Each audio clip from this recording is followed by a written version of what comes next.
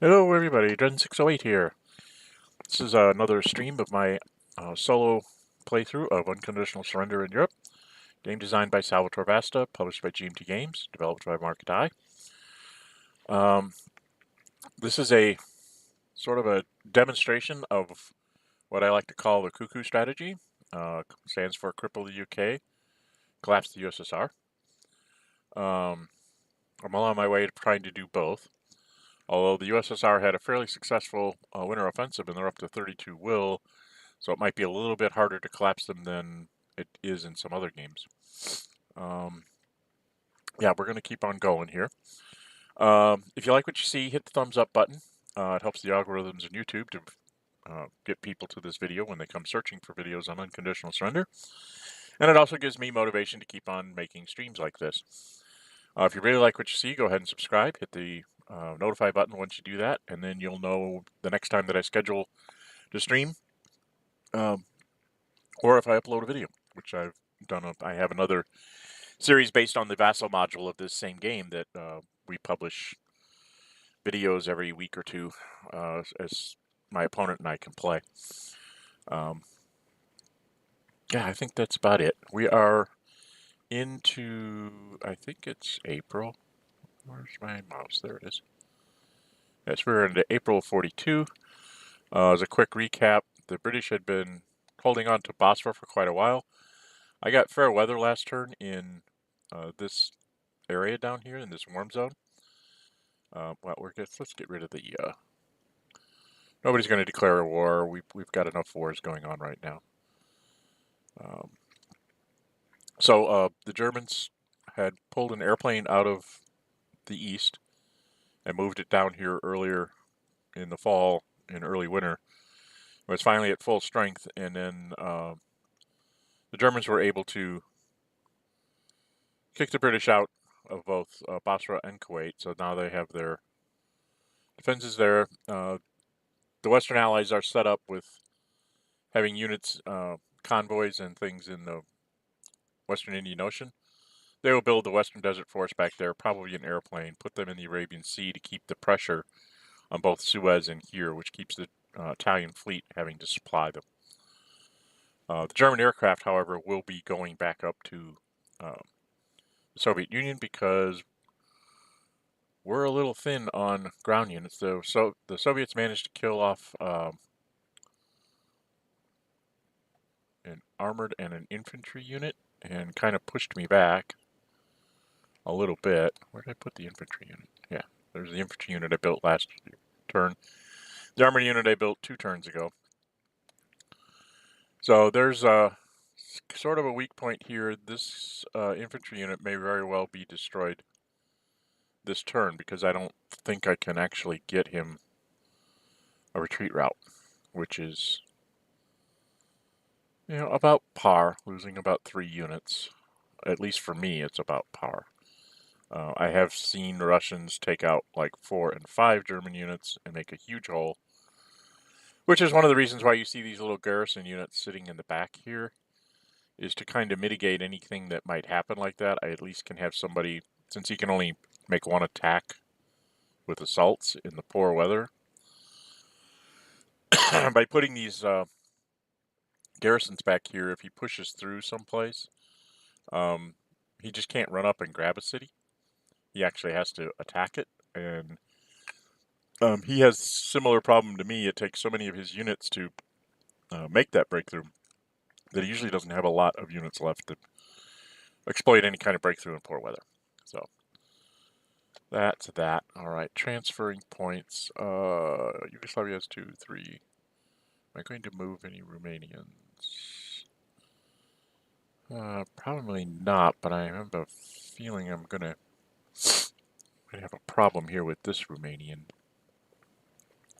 in defense. Let's double check here. Yeah, see, I don't have any of my ground supports for my miners. I used them up already, and they've been very long in the returning phase. We're going to go over and look at the calendar here real quick. See when I get my next ground support. I get 1 in May. Oh yes, I did use the airdrop marker in Basra.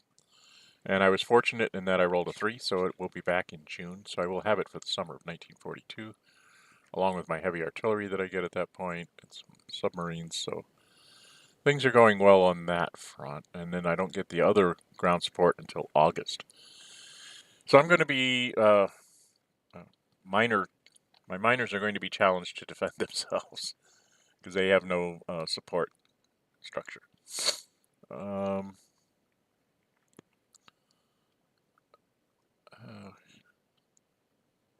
Don't know if I want to. It's poor weather. I think I'm just going to hang on to my points. So I'm not going to give anything away. So we get to strategic warfare. Now, both of our factory loss markers are at 1. The Russians can use the partisans for strategic warfare, or they can use it to try and help eliminate a unit someplace. I think in this case, for the from the Soviet point of view, early in the war here, a lot of people that I've been playing, they play their partisans like almost always to try and affect strategic warfare. For me, this partisans unit is far more important for trying to eliminate one more German army, because this may be the last poor weather turn I have for a while. Starting in May, you can see fair weather turns. So my thought is either, depending on what the Germans do, to maybe eliminate this infantry unit down here, the 9th, or maybe I can do something about the 2nd here, or maybe even this Panzer if I get it eliminated, this one right here. If I can somehow get a good die roll somewhere and get him surrounded. So I think the partisans, in giving me a -2 on my enemy in poor weather, might be better used to try and eliminate a German unit. Reason being is, if you eliminate a unit, that unit is gone for the next turn completely because it can't be built to the end of the next turn. And in this case, a German unit has to be built way back, like Königsberg is like as close as it can get. As you've seen with my armored unit, it took me 1 turn to get where it is now, back here, this guy. It's going to take me another turn just to get close to the front, and it'll be a 3rd turn before I'm actually at the front. So it's a long, they can strategically move once they get this flipped over. But it comes in inverted, so it's not full strength, so you have to spend another point there. So it's 2 points for an infantry, 4 points for an armored, and then there's a long way to go for it to be effectively in the front line. So 1 less German unit is, that's like 4 attacks from an infantry unit or something like that. And I don't have a lot of room to run away anymore, so I kind of have to make my stand somewhere around in here.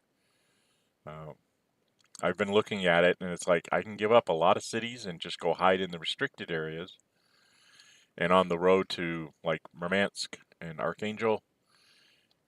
But my normal defensive line, which would be down here in the Caucasus, has been broken by the Turks here. So unless I can get the Turks moved out of here, I'm in trouble. And I can't really afford to put another infantry unit down here to do it. So I'm in a bit of a quandary here on what to do with the Soviets. I do have an extra infantry to build. I might have to build it down here to try and push the Turks back across the mountains here. I don't think I can get a big enough offensive to get all the way to Batum, but if I can get them pushed back from this mountain line, then I can at least try to hold the Caucasus here along Bronzy and the Caucasus to slow down the German advances. We'll get more into that as I'm talking about the Russian defense. Anyway, I'm not going to use the partisans. And the Germans, pretty much, they save this sub for when they do lose a factory, and then they go use it against the West to get their factory back, because they have a huge advantage against the West now. They're at +6. So, yeah, we're just going to let it go here. You'll notice I'm back up to +3, so we're even die rolls. Let's see what happens. And I got a 6-1 split for the Germans, which really hurts the Soviets because now their factory loss marker went up to 2. I mean, they've only got 6 factories as it is. Now that puts them down to 4, plus their Urals of 5 in their Lend-Lease. They're only going to be at 20 next turn, I think. I don't know if they get a factory next turn. I can't remember. Now, this is a quandary for the West. They are under their, they're at 6 lost factories and they have 7 factories. So there is a case to be made to go ahead and play the partisans here. Not so much to get a German factory, which would take like a 6-1 split or something, but more to get another factory back for the British. And I'm not going to have any ground units to use that partisan with until near the end of summer anyway.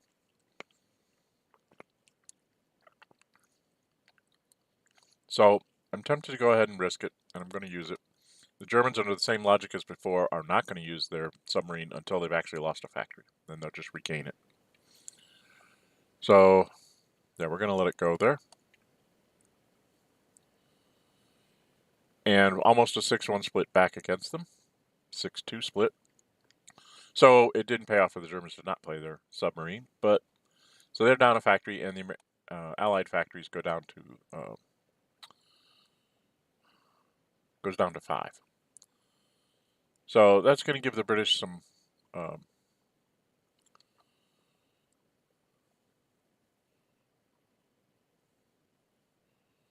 I'll have 2 factories here, and they have 5 down here, 7. That'll give me like 14 next turn. 12 this turn, 14 next turn. That should let me get, like, be able to get Bomber Command on, get some sorties on it, get my units rebuilt this turn, and then be able to replenish everything. So that going into July and July, August, and September, the 3 fair weather turns, guaranteed that I will actually have viable threats to, do some invasions if the if they present themselves, because I still have my surprise attack mark. Okay. So now we're to strategic movement. This is one of the things I was trying to figure out with the Germans is, do I want to just, I think I want to just strategically move that that armored unit that's kind of on its way. But I'm not sure exactly where I should put it.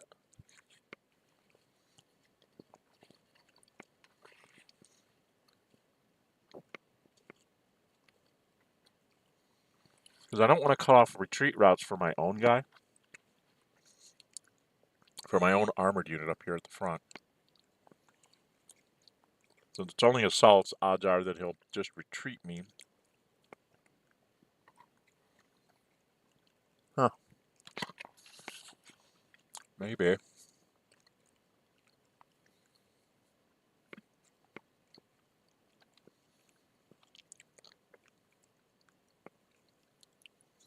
See, I'm not sure if I should put him on top of the airplane here, in this hex, or in the city.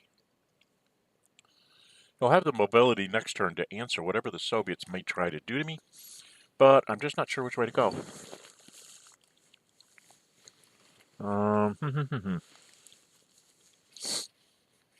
Well, he's definitely going to be the one that moves.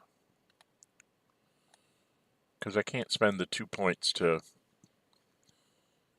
Production points are at a premium here because I need to get my airplanes. The one in the Middle East moved and then replenished so it can move again and then replenished and so on. So I have to get my aircraft back in shape here.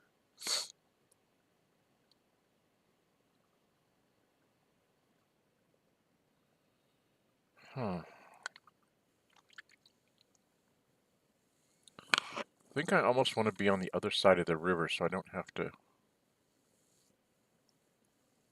Yeah, I think we're going to go here. Probably wrong, but that's where we're going to go.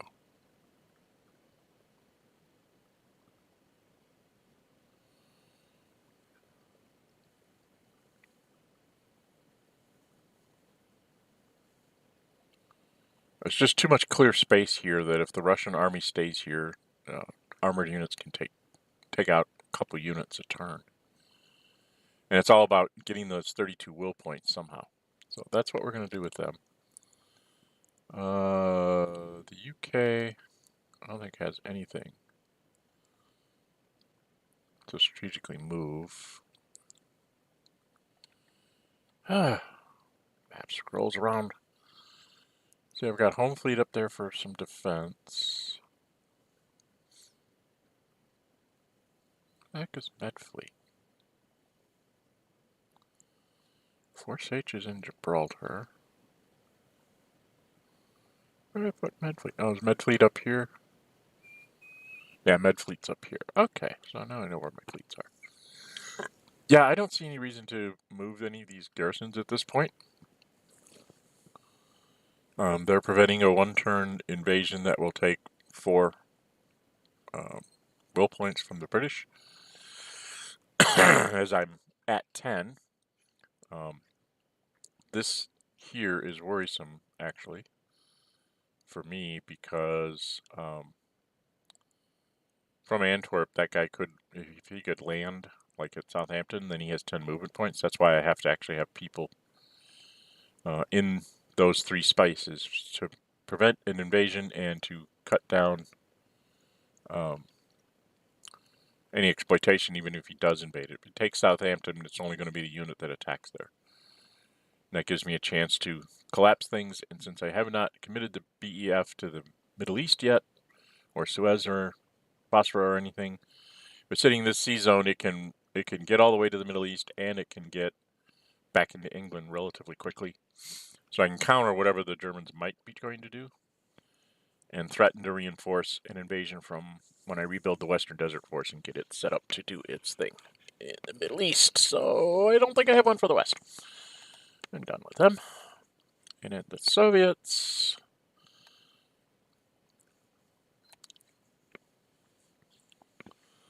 Soviets are almost in the same kind of problem in that they really don't have a good strategic move at this point. It being poor weather, the Germans aren't going to do much. They might, push a couple units, try and free up their infantry unit up there, which is what I see them doing. Trying to get him a retreat route is the idea. But other than that, I don't really see a lot for the Soviets to strategically move. These airplanes will be, at full or close to it come the fair weather turns. So as I fall back on these positions, I will have airplanes that can't be assaulted by the Germans. They'll have to fight me in the air, which means I'll get off 1 or 2 supports. Yeah, I think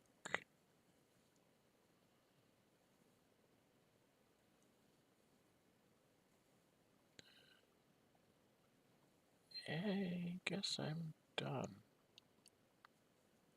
Yeah, I don't really have one for the Soviets that I can see either. So they're going to finish their thing. So Germans in poor weather. Before I forget, I'm just going to go do this. This airplane can only get this far.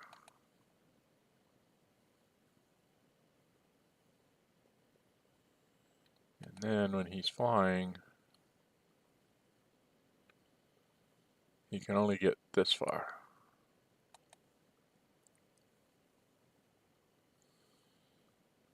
So I will have to use an Italian convoy to supply him.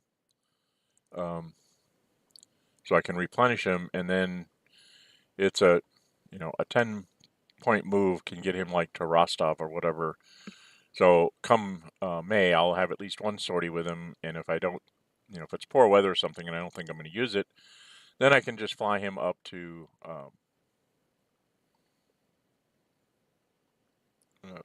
behind the line here and just replenish him later. So I'll have my 4 German aircraft and my 1 Italian aircraft in the east. Italian aircraft is pretty much going to stay up towards the north because I have 2 infantry units there, as well as It's sort of a little bubble that the Russian air doesn't want to fly into because it doesn't want to waste its sorties on Italians. They want to fight Germans.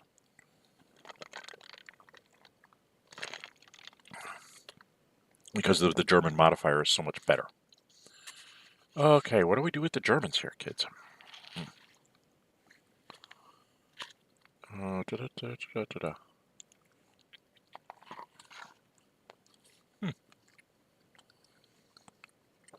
Not a lot to really do.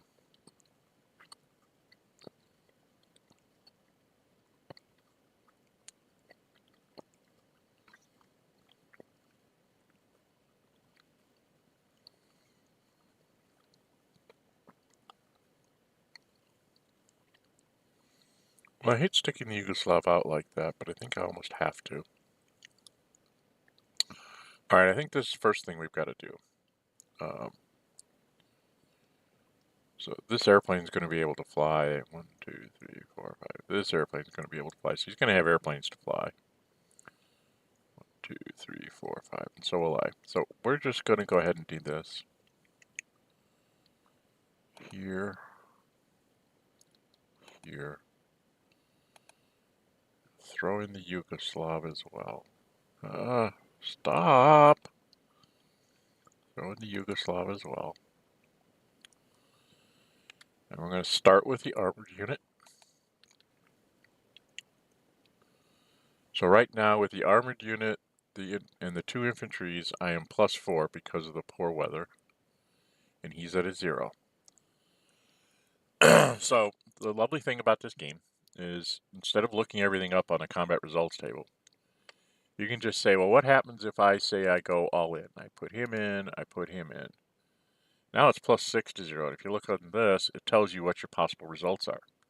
There's only a 3 in 36 chance that I won't at least retreat him. And the Soviets can do the same thing. They can look at that and say, well, what happens if I go all in? So now it's +6 to +4. There's a 1, 2, 3, 4, 5, 6, 7, 8, 9, 10. There's a 10 in 36 chance that I won't be retreated. Although it does take away my tanks, it takes one of my tanks markers away from any assaults I want to make along the way. This is the first decision point of the Russians. If you're going to retreat, which, is not necessarily a bad thing to do, running back into the restricted USSR area, running back along the Volga, running up north towards Vologda, and this river line is fairly defensible for a while, and falling back on Archangel and the restricted area to the north, and then falling back to basically the eastern edge through Stalingrad, Akastran, and Granzi, and going off into the USSR off-map box, and then moving back into the restricted areas or wherever you want to come into. What you have to do is you have to count. I got 32 will points, right? Well, there's 2 here, and there's 2 here, so that's 4. There's 2 down here, is 5, 6. Akastran's not easy, but assume before the end of the year he can take it. That's 7, 8. Granzi is 9, 10. Tiflis is 11, 12. Ryazan, 13, 14. Yaroslavl, 15, 16. Kalinin, 17, 18. Bologoya puts us up to 20. 22 for this. Assume he's going to get Moscow, so that's up to 26. 27, 28 to Vologda. So if you lose no armies on your retreats, and you end up losing all those cities, you still would be 4 short. Which means he has to take, like, Sevastopol and or Leningrad or something else, far away. And I've already given him all the cities down in the southern part. So that's a possible viable option. But then you have to look at the Soviet position. Right now, they would not be able to run away with this guy here and the guy that's holding Moscow. That's 2 more. So then he only needs 1 more city. And odds are he's going to be able to catch at least a couple of my infantry and probably get to the 32 anyway. So I think I have to try and stand and fight on this line. So then the question becomes, do I fight by defending the hex, or do I fight by attacking? Being able to do decent attacks. The airplanes always can like fly out, fly a sortie, and fly back. So they can do that, or they can fly from within here if it's close, like up in here. So you can't fly from the off-map box, but you can fly from the restricted areas. This is something that is a problem. Okay, this is a hex. Since he has no one else that can attack here, I have to go for the 10 and 36 chance of holding this square. Because if I can hold the hex, if I can get a diamond on this, if I can hold this hex, then I can have 2 attacks with these 2 infantry and these 2 infantry with air support and an armored each. So that would be like 1, 2, 3 minus 1 would be plus 2 to 0. If I put the partisan on it, it'd be plus 2 to zeros instead of plus 2. And he wouldn't have a retreat route, so plus 2 to 0, if I can just get a retreat the first time, then the next time would be plus 2 to minus 2, and I'd eliminate the unit. So yeah, we're gonna go for the full defense. Full defense, full offense. Plus 6 to plus 2.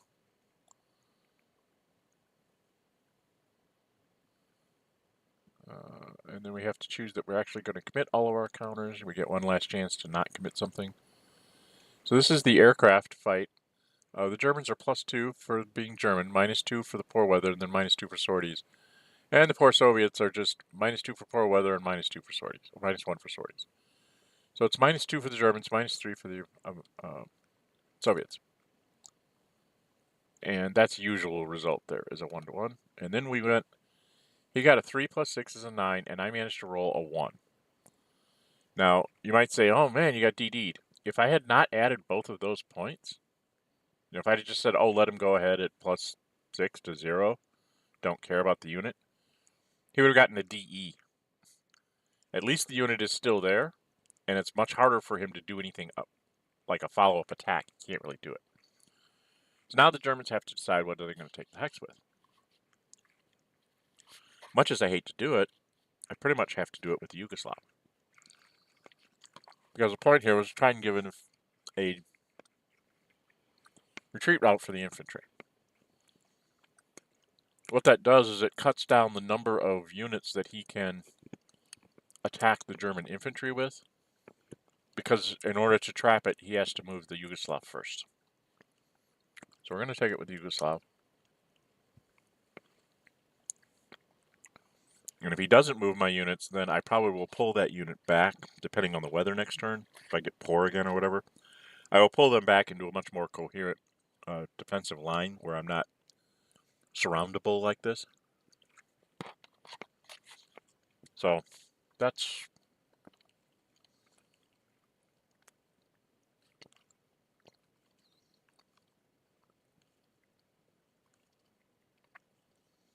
plus 2 to plus 1, but I can't really take the hack.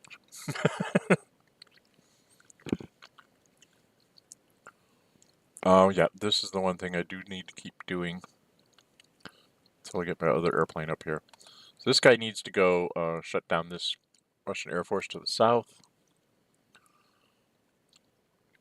Very unlikely that I get a DR2 here. So yeah, it's going to cost me 2 sorties to do that. And the reason why I do that is I want the Russian to either, strategically move it or remove it and rebuild it somewhere. Or I'm just going to sit there and negate it every turn. And when I get to fair weather turns, I have a decent chance of actually getting a DR2 on him, which means I won't be using 2 sorties each turn. I might be only using 1. And by May, by the end of the May turn, this guy can fly 1, 2, oh, jeez. 1, 2, 3, 4, 5, 6, 7, 8. He could actually fly to Rostov and be able to hit him if I needed to. 4. This guy can fly 2. He can fly to Rostov and be used in a combat. So I do have options with this airplane. Trying to think if there's another really good assault to try.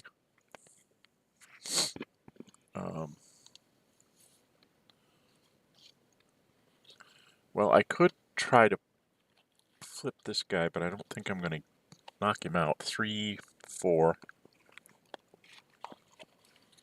3, 4, 5 is -2 is +3.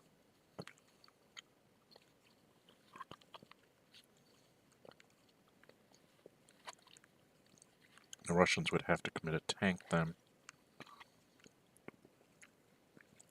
because I can't afford a 6-1 split. I don't know. Maybe this is worth the gamble.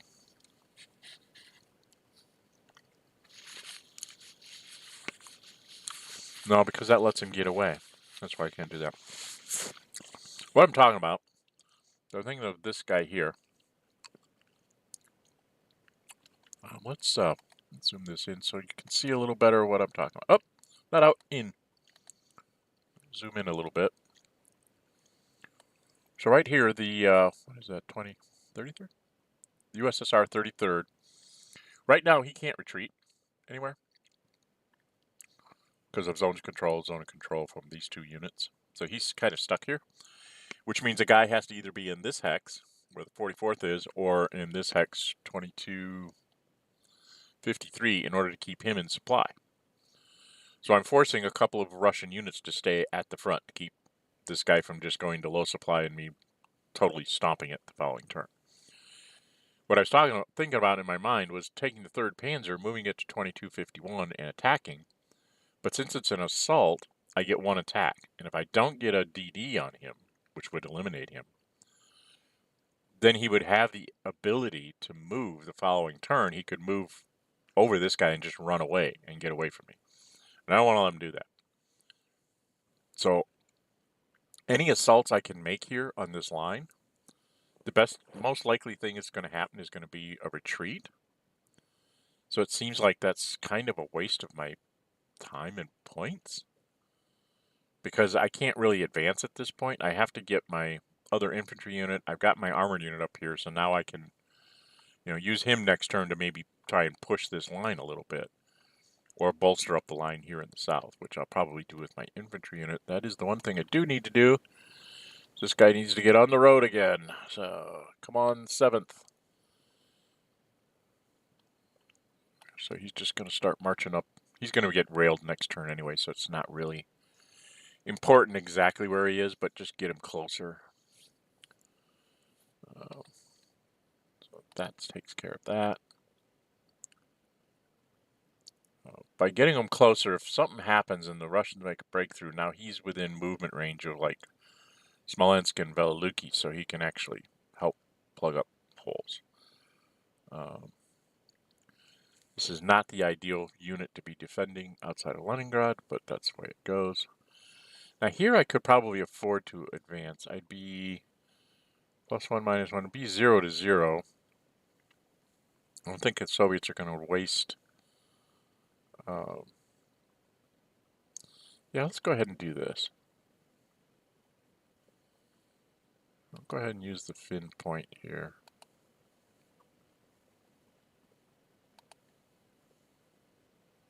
And we'll just attack here.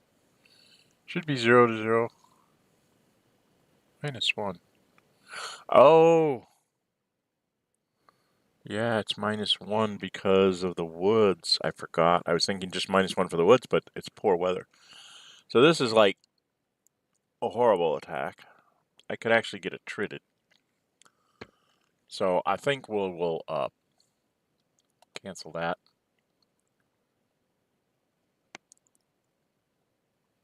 And let's see how we undo. If we can undo all this.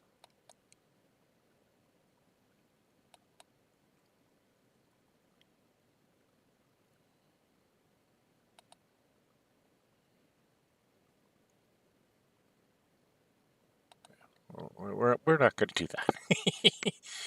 If the German was at full supply, I could probably get away with it because it'd be +2, +3, -2. It'd be +1 to 0.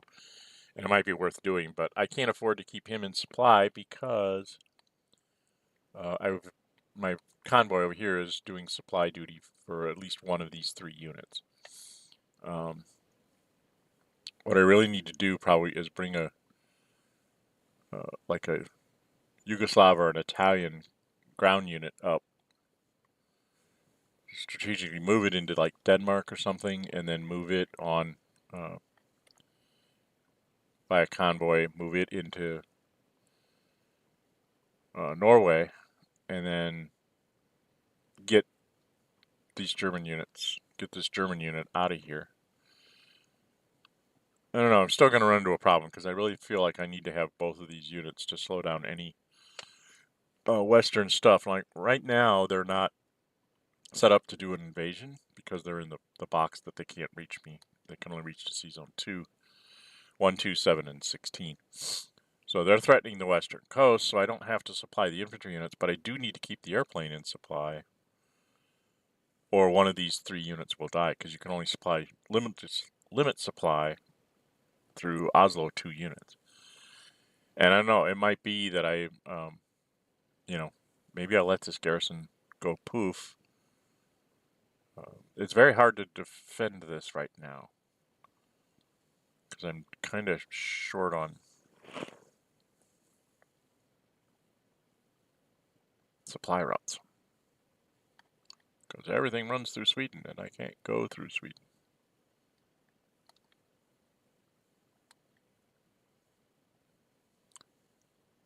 The ideal situation in this is to have Sweden on the Axis side as an ally. Then the Swedes do most of the garrisoning in Norway. You keep a German unit kind of available for shoring up their defenses if the West decides to go through the North, just to slow them down. And then your convoy kind of sits in can sit down in Malmo and supply the German unit in Finland, and you can actually make some headway there. Right now, probably not going to go anywhere. We took Viborg. We're happy. Unfortunately, he can try and take Viborg back.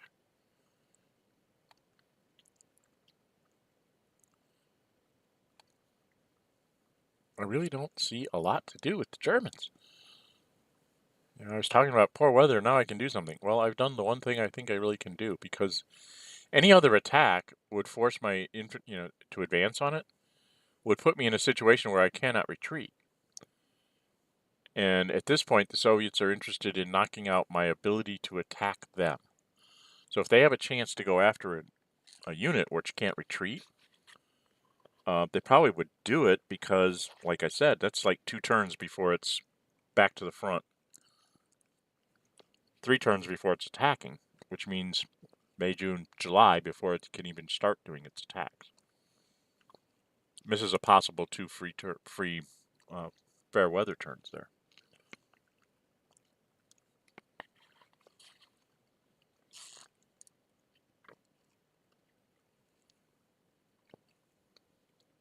I think.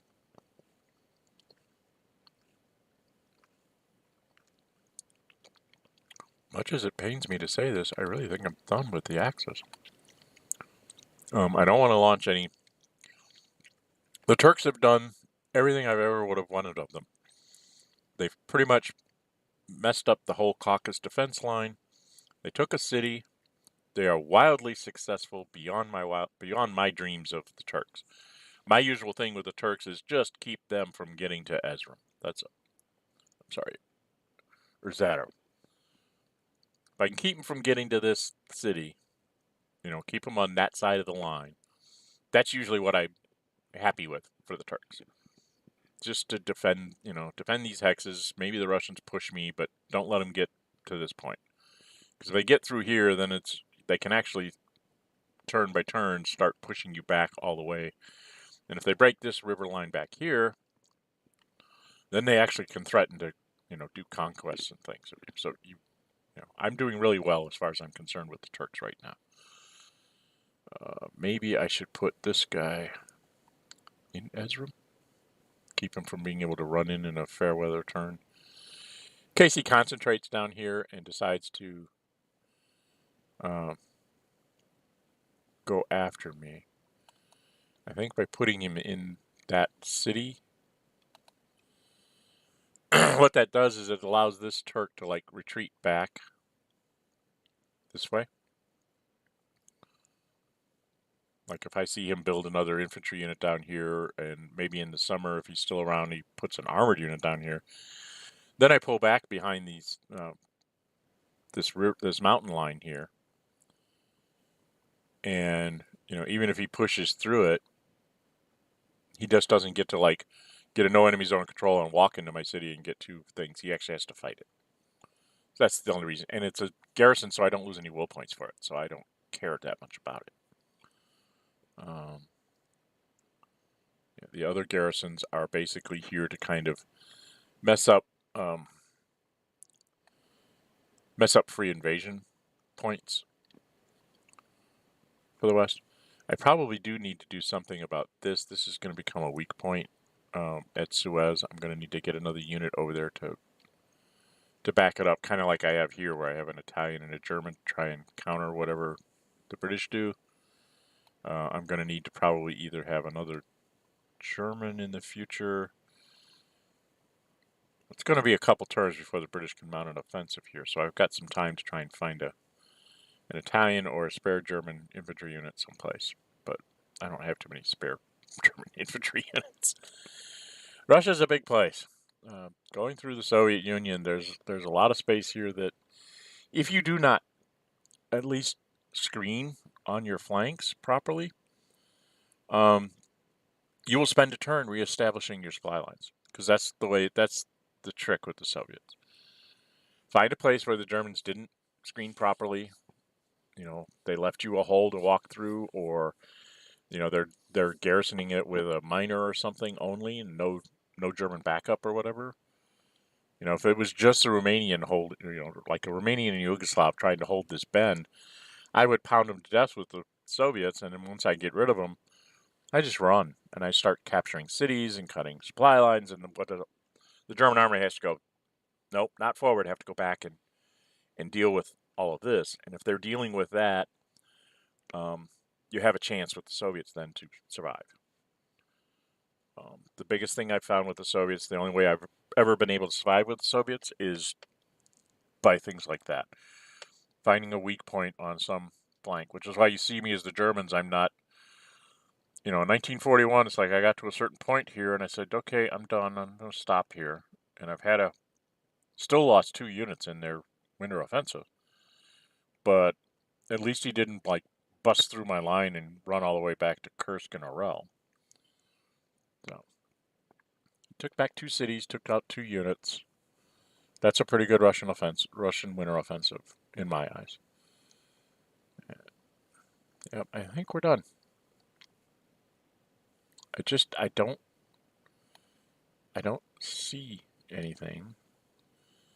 The Netherlands are not in the war. I'm set up as best as I can be set up to fight off Bomber Command. 1, 2, 3, 4, 5. Actually, I could set up a little bit further back, couldn't I? Because that's 1, 2, 3. 3, 4, 5. I can't save Berlin anyway. Or Leipzig. But if I was down at Dusseldorf, I'd have a couple more shots at him. 1, 2, 3, 4, 5. And I also...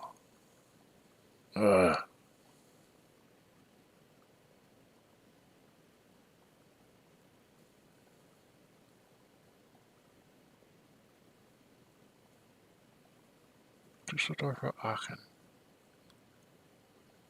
Dusseldorf, 1, 2, 3, 4, 5, covers all of these cities. Yeah, I think we're going to move this airplane up to Dusseldorf.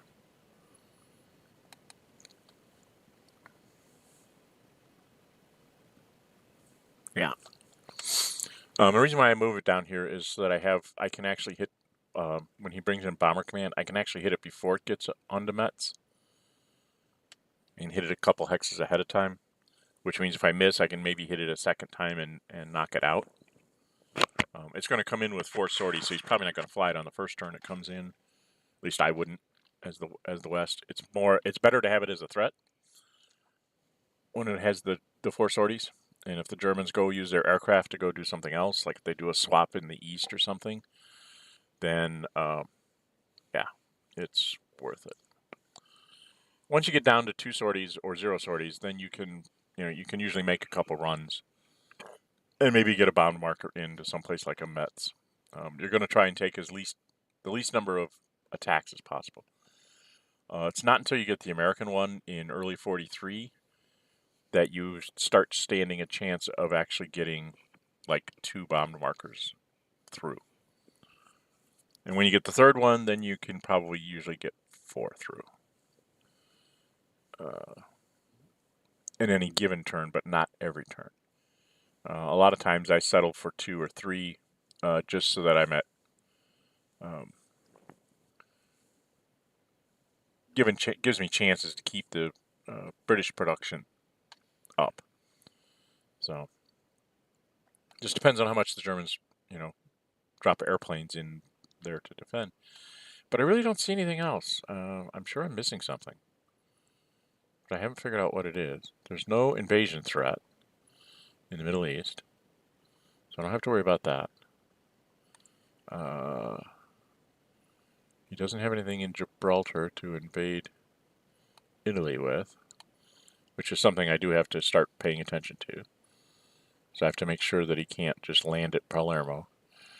He can go ahead and take Sardinia, and if he wants to, spend his British surprise attack marker to do that.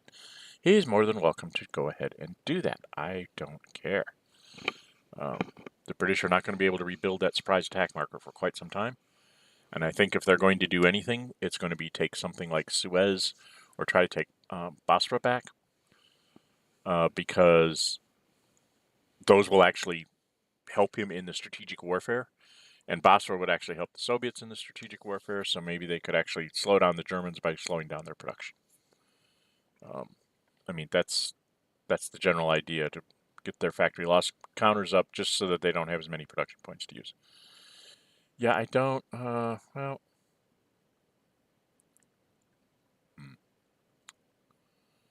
Should I send another Yugoslav?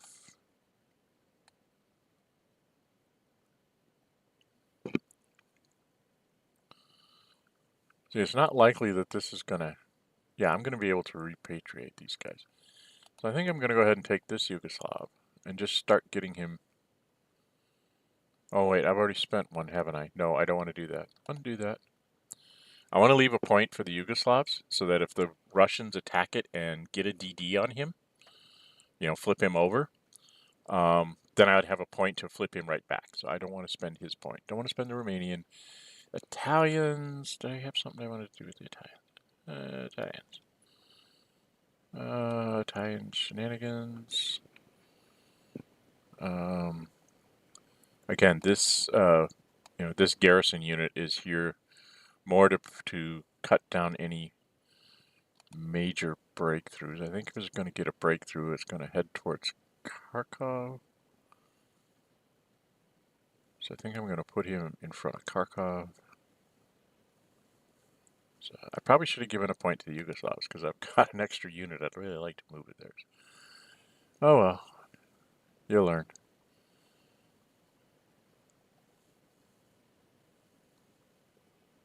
Yeah, I think... Oh. 1, 2, 3, 4, 5, 6, 7. I could use the Italian tank. 1, 2, 3, 4, 5. And the Italian air. So he'd be a 2 minus 2. He'd be a 0. Add 1 for the German is a 1. Add 2 for the armor is a 3. Could be plus 3 to 0 or plus 3 to 1. Do I risk it? Problem is, if he gets a good attack up here, gets a good result there,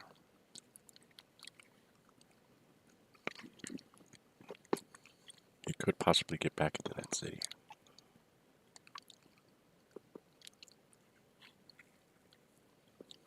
Or could he? I don't think Don't think I can. I can get close. Then I can move people back. All right, we're going to see if we can eliminate this Russian unit. So this is what we're going to do. We're going to spend some more points. Italians are going to move to here. Huh? Move to here. Dang it.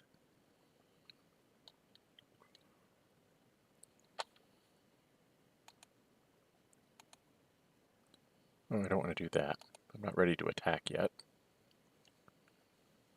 And we're going to have the Germans attack here. And the armored unit support as well.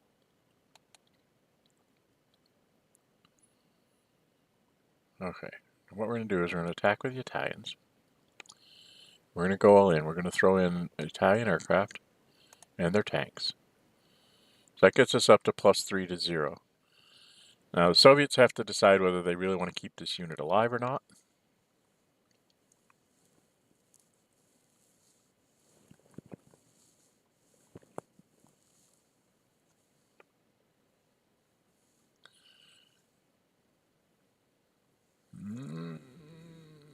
So I want to save the tanks to doing offensives here. I've got the airplanes to help, but the tanks make a difference.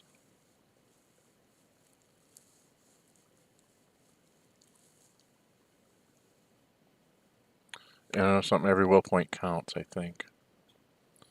Yeah, I'm going to have to throw him in. I have to throw a tank in. I thought about just letting it go, but like if he gets a DE, that's just a will point I can't get back. And then he can straighten out his line easier. And I don't want him to have an easy time of straightening out his line. I want him to have to kill that unit like in a fair weather turn.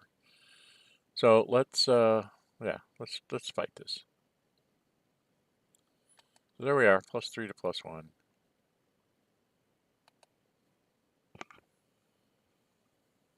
And he got a DR, which is fine. A DR I don't mind, because he has no way of... The only way he can attack me now is to attack across the river, so he would be -1 for the river, -1 for the woods, -1 for the weather. He would be a -3. He could possibly move his German infantry over there. Like this one. 1, 2, 3, 4, 5, 6, 7, 8, 9. No, he can't. He would have to move this German infantry to here.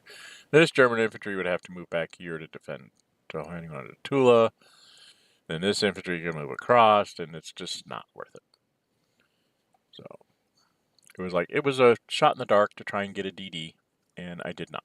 So now I think I am done with the Axis. And the reason why I'm not worried about this city here is if he attacks this guy for more than 1 hex, I can retreat into the city. So even if he moves this shock army here to here and attacks with his tank for 1 and 2 for the shock, so that's 3, 4 with this guy. So that's 4. He could fly an airplane up and get it to 5. I can defend it 3. And he would be -2. So it'd be like +3 to +3. Even if he gets a retreat, I can retreat into the city because I can choose who I'm retreating from to make the 1 hex gap.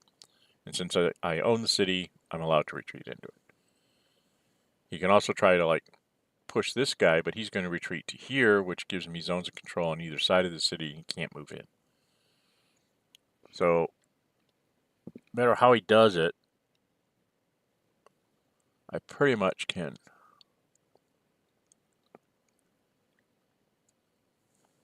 deal with it.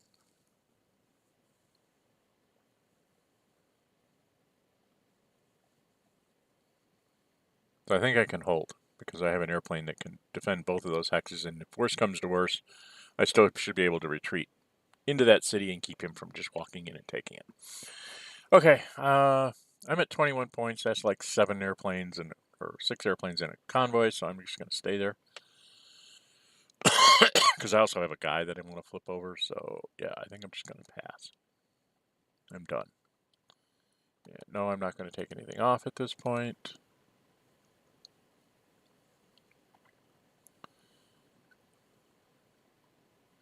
Hello.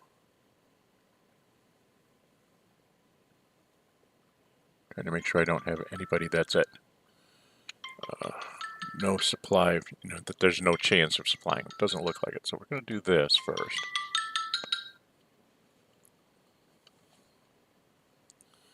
Okay, we know supply. We supplied everybody by that. All right. So now,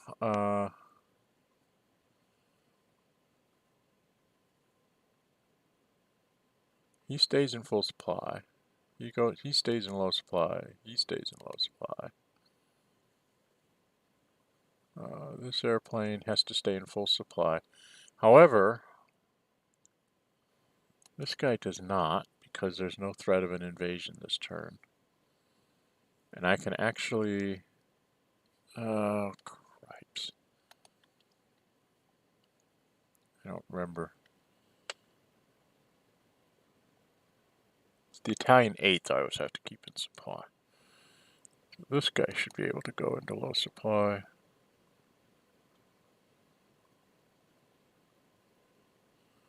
Yeah, I think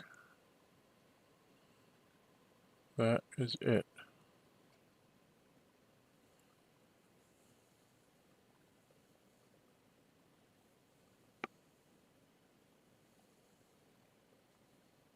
Yep. Ta-da.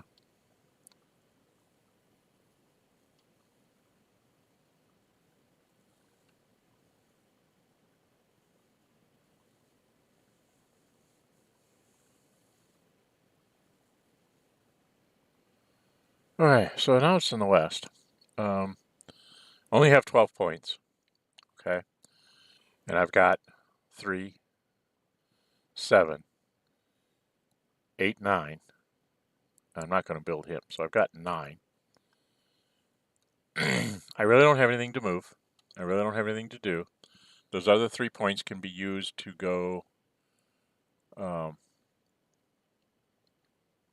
what's in the box here. I can use those 3 points to get this convoy down. So or I can get, another convoy or a fighter down or whatever. So I think that I'm just going to, literally, I'm just going to pass with the West. I'm not going to do a thing.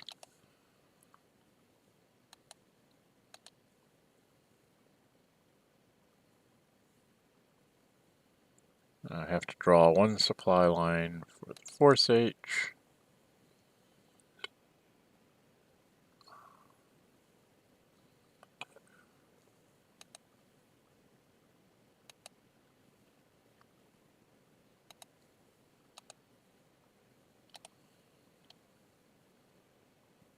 And the Germans go, no, I'm not going to intercept him. Confirm, and we go get our supply. It's just not worth it to put the sorties on Force H and take away my flexibility with that that thing. And then the rest of these guys are all just supplied, right?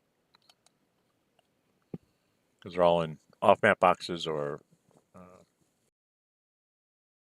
home country. So they're done. So now we're done with the Soviets. Soviets. This is a quandary I have. It is April. There's a 1/3 chance of fair weather in May. I really don't have a huge attack here anywhere. I mean, I can get a +2 to 0 on the Yugoslav and maybe push him back again, which would keep that German infantry from moving away, but it's probably going to attack forward if it's fair.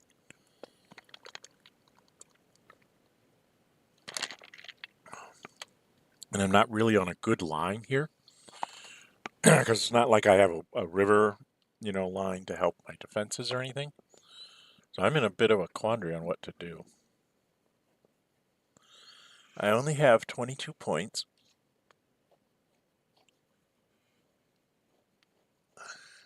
I'm wondering if I should just give up this guy.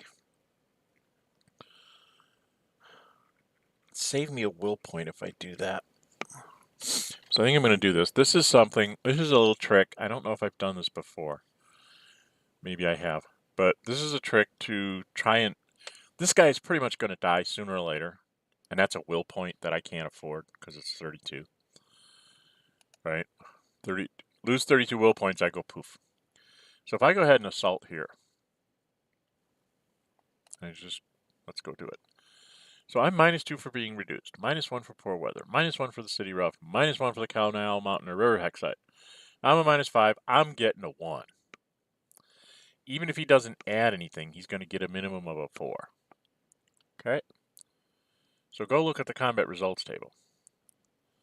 There's 1, 2, 3, 4, 5, 6, 7, 8, 9, 10, 11, 12. How many? One. There's 4, 8, 9, 10, 11, 12, 13, 14, 15, 16, 17, 18, 19, 20, 21. There's just like from 3.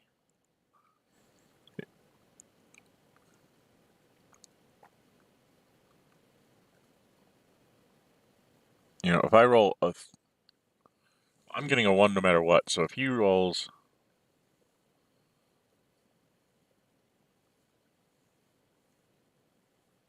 a 1, a 2, 3, 4, 5, and 6. Okay, so there's 12 and 36 that he only gets in AS when he rolls.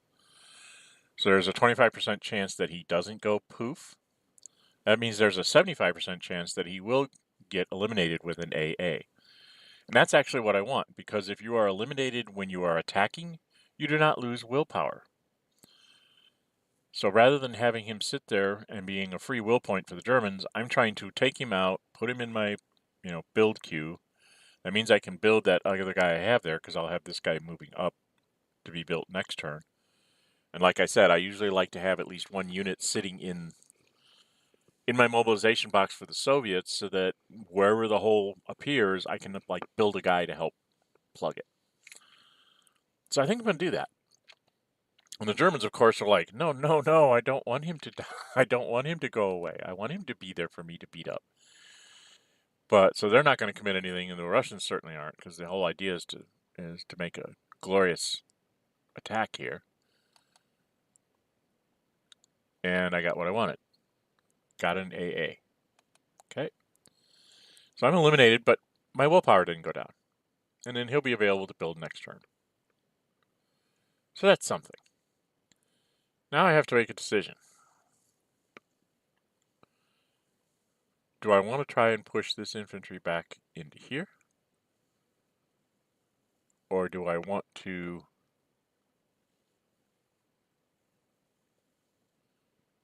I think that's probably the best way to go about this. I don't know. I'm no good at defending Russia. Like I said, the only times I've ever been able to actually survive as the Russians is because my Axis opponent made a mistake. Either he left a flank uncovered, or he left it too weakly covered, and I had enough strength there to get, to retreat him, force the retreat in the direction that I wanted, and then I could slip a unit through and run around behind his lines. It's the most annoying thing for the German if the Russians get an infantry unit that runs around and grabs something like Kharkov or Nostrik or Kursk or something, or Orel. They actually have to take the time to go get him, because that's a supply source for him. So he's going to be in full supply. He's going to go run. He's going to take another city. And then he's going to take another city. And he just keeps taking cities and staying in full supply so he can move full. So you have to go surround him and keep him put so he doesn't go anywhere. And at some point you have to eliminate him just to get the will points. So it's very annoying as an Axis to have that happen to you. And then it's you pretty much spend a turn with a couple of units that instead of attacking forward and taking new ground, they're recapturing stuff you already had. God, do I really want to do that?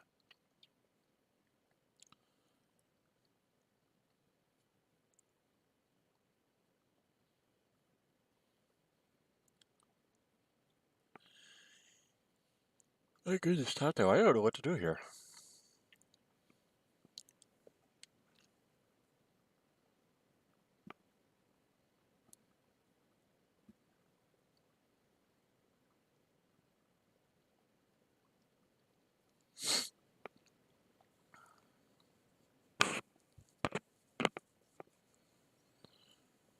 Well, I think what I'm going to do,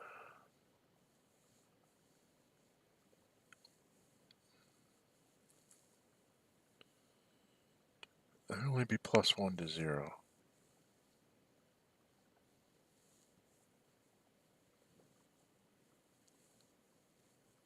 Even at +2 to 0, I can't get it eliminated, so what I'm going to do is I'm going to take this, I'm going to try and fight along this line somehow.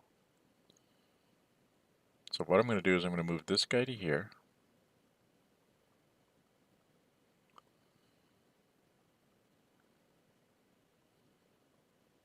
And I'm going to assault there.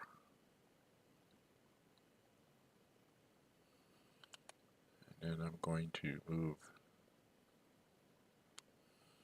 this guy to here.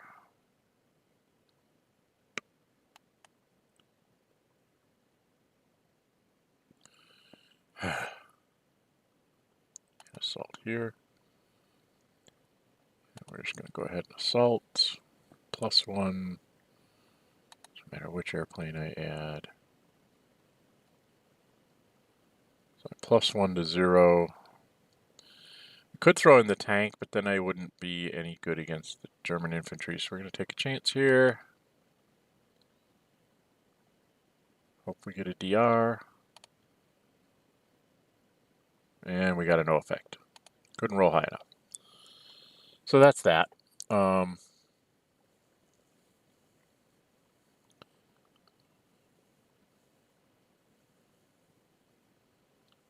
my thought here, since I can't really get a good attack on this infantry, is to not do that.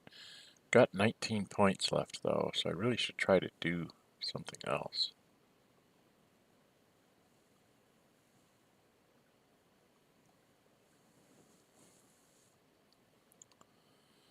My goodness, Tonto, I really don't have a...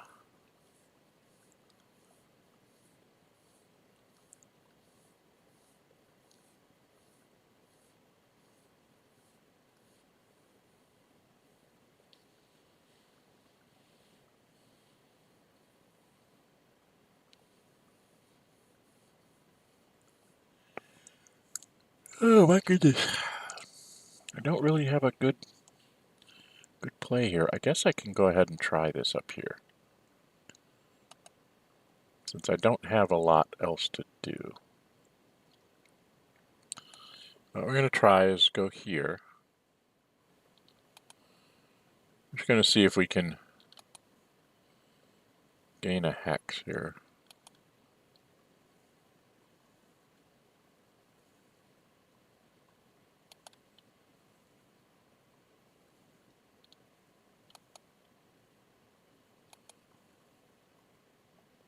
Oh, no, I don't want to do that yet. I'm going to do a shenanigan, because he's going to throw in a German aircraft. I'm going to try to throw in a Russian aircraft. 3, 4, 5, so I can fly to Kalinin. Fly to Kalinin, come on. It's not that hard, game. Jeez. And we attack with this guy. We're going to go all in right now.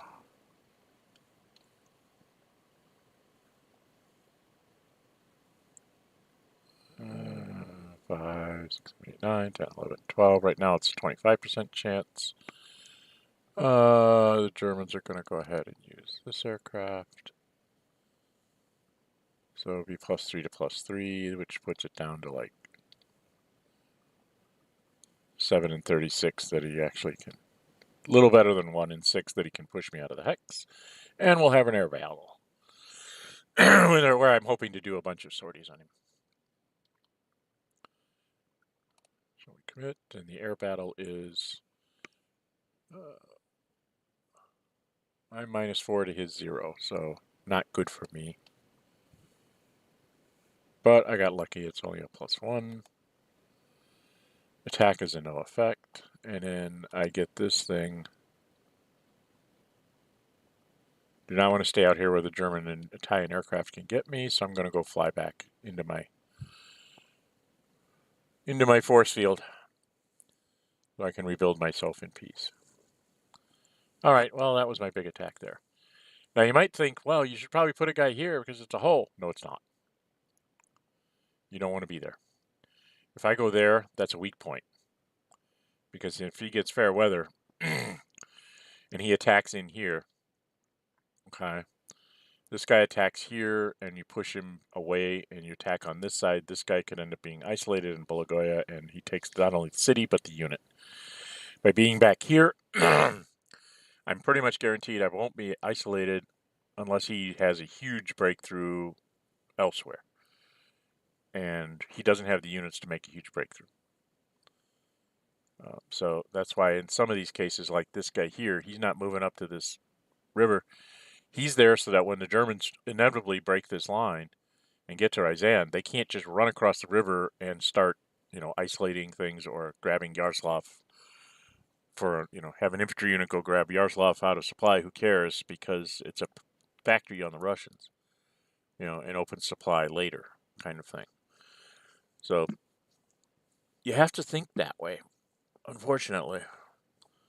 At this point in the war, and like I said, I'm taking a chance. I'm hoping for mud in May. If I get mud in May, if I get poor weather in May with the Soviets, I may just try to do the evacuation move and just, run away to my reserved areas, let Moscow be surrounded and taken, and give up the other cities because he's still going to need to come up with, like 4 points at the end of the day. And those 4 points are going to be someplace like Archangel, Murmansk, Leningrad, Sevastopol. That's a lot. That's a long way to go to get those 4 points. So I may try it just to demonstrate, an optional defense for the Soviets.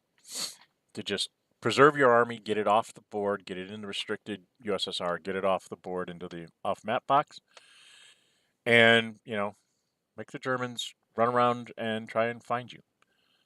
You can't do it like immediately and have everybody just disappear. It has to be sort of a staged withdrawal, so they may get a couple of attacks off. The idea is to make sure that the attacks they get off are, one attack at most while you're retreating until you get up, up here on the river lines and stuff and in the clogged areas here where you can only attack with one unit at a time. Then you want to make sure it takes him forever to get up the road. Same thing over here. So, and this airplane, 1, 2, 3, 4, 5, can defend all the way up here. You can even move another airplane in here and have 2 airplanes defending all these units up here that he just has to fight you in the air. He can't fight you, get you out of his calculations. So, defending the road to Archangel is not too bad. Defending the road to Murmansk is not too bad. Well, maybe I should do that. It's poor weather.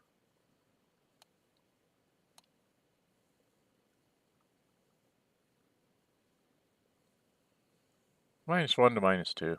Or -2 to -2. So I need like a 6-month split. I've got 16 points. Yeah, I can afford that. So we'll just go ahead and assault here. Woohoo. -2 to -2.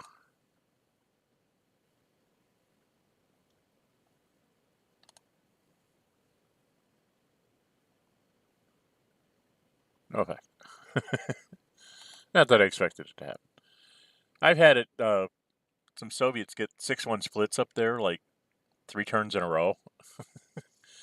It's one of the reasons why, since I have the Germany to the south, that I have a second garrison unit up here.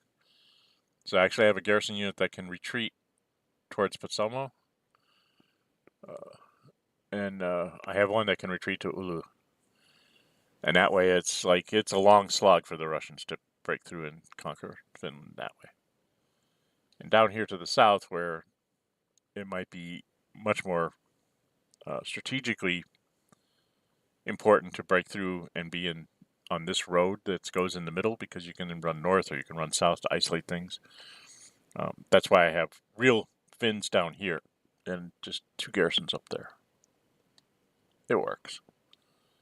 I'm sure the Soviet can devise a way to bust through all that and break me up. But I have 15 points left with the Soviets. I have 3 airplanes and a guy, so that's 12, 13, and then that leaves me with 2. I have 1 guy to build, and I have another guy that's going to be coming back next turn to be built. So I can build that 1 guy someplace, and I'm not sure if it's going to be someplace like Saratov, Stalingrad, or maybe I'll put him down here by like in Granzi to start threatening to do something to the Italians, or to the Turks over here. I think that's what I'll do, because I think I need to beat back the Turks so I can defend in the Caucasus. Yeah, that sounds like a good idea. Okay, so the Soviets are done. We're all done. Bye-bye.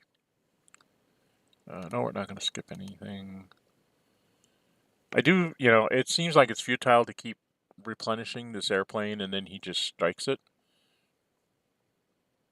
Maybe I should get rid of that airplane, because then at the end of next turn I could build it. And if it's poor weather, this would be the turn to do it. So let's undo this.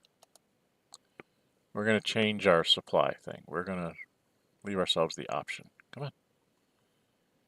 We are going to pass, but we're going to change our thing here to, we're not going to skip the next voluntary elimination phase. All right, now we're going to do supply. I should have everybody in supply.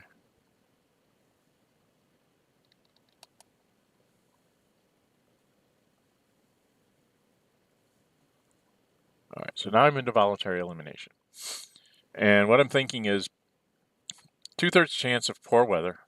This airplane wouldn't help me at all anyway. He'd just cancel it and take out a couple of his own sorties. But if I get rid of it now, then that lets me rebuild it out of his range at the end of May. So that's why I'm going to get rid of him. Probably should have done it earlier, but All right, I confirm that. And now the Germans can improve. And they have 21 points. So first off, they're going to get this dude and their airplane and their airplane, their airplane, airplane, airplane, and their convoy. And now the Italians have 10. That means they can do them all. So they can do a convoy, and their aircraft. All right. And see, the Germans don't have anything. Axis doesn't have anything to build, so they're fine. So we confirm that. Now the British, I have to be very careful here because I want to build this stuff, right? I probably could go without the aircraft for a turn. No, I need to have it available as soon as possible.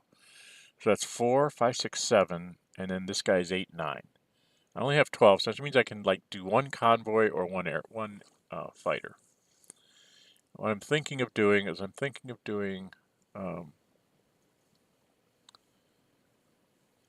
this turn we're going to do the convoy in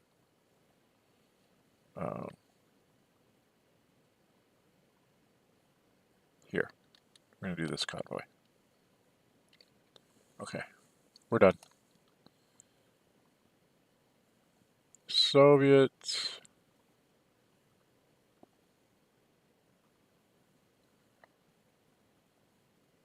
Do their replacements. I don't know why it says.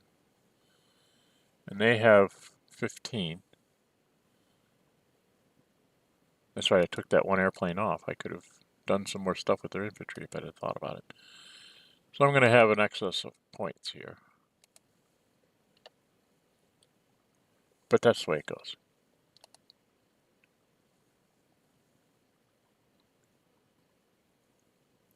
Alright, so now we're into mobilization. So let's go down here, mobilize here first.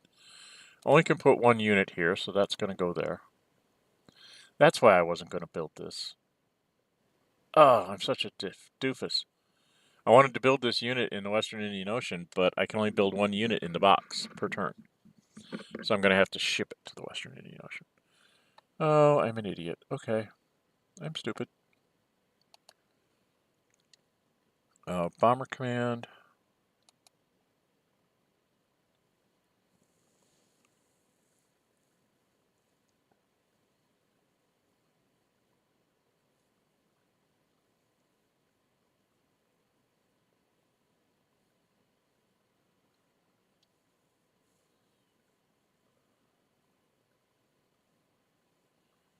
Uh,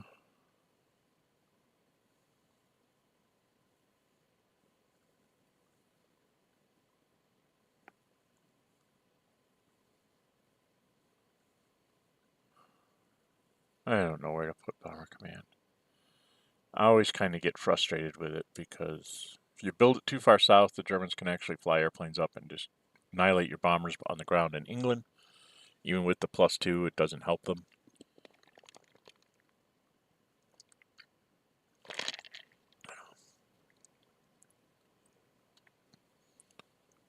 If you put it up in Edinburgh, you limit how far you can go, so the German aircraft don't have to cover some things. I'm going to try something a little different.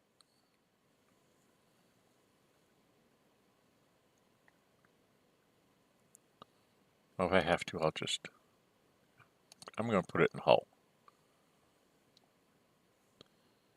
I'm not going to build this guy. I'm going to go ahead and build this. Oh, stop! Build this aircraft in Glasgow.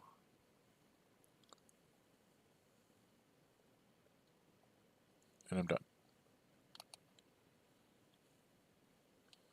And now I was going to go ahead and build the Soviet unit because I have another one to build next turn. And I think I'm going to build it down here.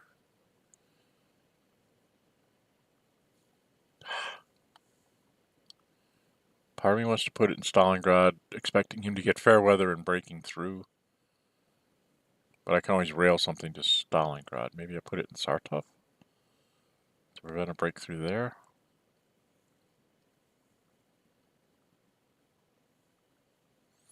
I really don't know.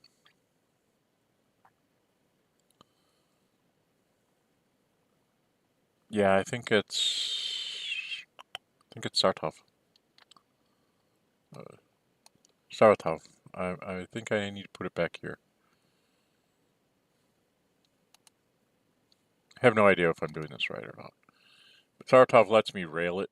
I mean, if I really needed to, if I felt like if I get poor weather, I can rail it all the way down to right behind this Russian army that's here. So I can get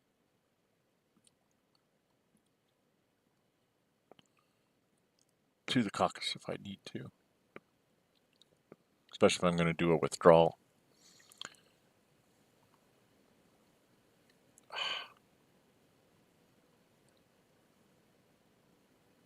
Yeah, let's put him in Sartov.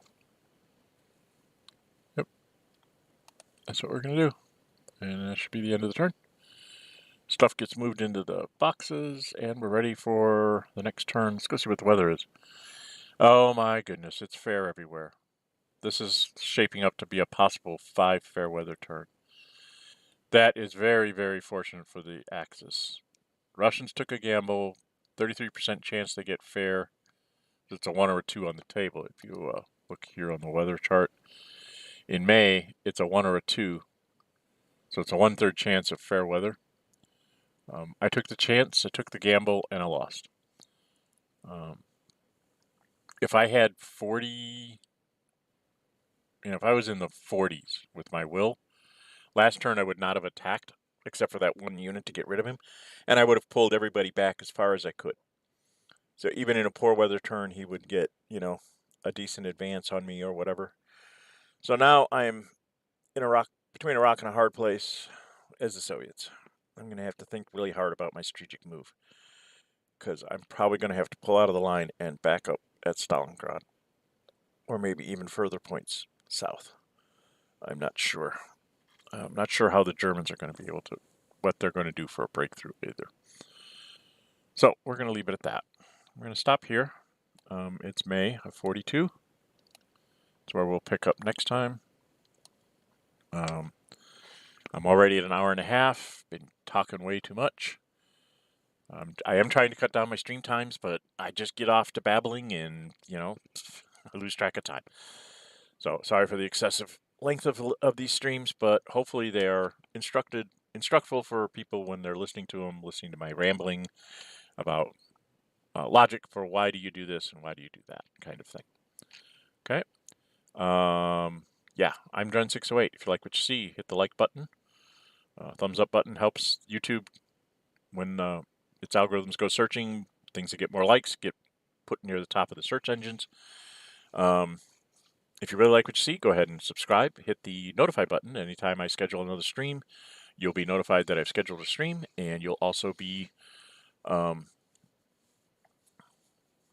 I also put up videos, video streams of not streams, but video based on the Vassal module. I have an opponent and I are running the same general scenario here, same strategy. He's the Germans, I'm the Allies, and we discuss amongst ourselves, and then I bring that discussion in a monologue behind the Vassal module going forward to explain how the turns are going and what we discussed and how we decided that this was the best. We're actually sort of collaborating, trying to find the best defenses for fighting this because, he has to fight it too. And there doesn't seem to be a lot you can do. I mean, what I did with the West here helped in that I drew resources away from the Eastern Front to go deal with Basra during the winter. At the beginning of 42, I've gotten the British economy back a little bit because I didn't have to suffer that extra +2 on my strategic warfare, which I will now. So I've got a couple turns of a few extra points for the British that I'm going to use to try and build and replenish as much as I can before I get back to my totally restricted, 12 points or whatever a turn. So, yeah, this is a very hard thing to play as the Allies.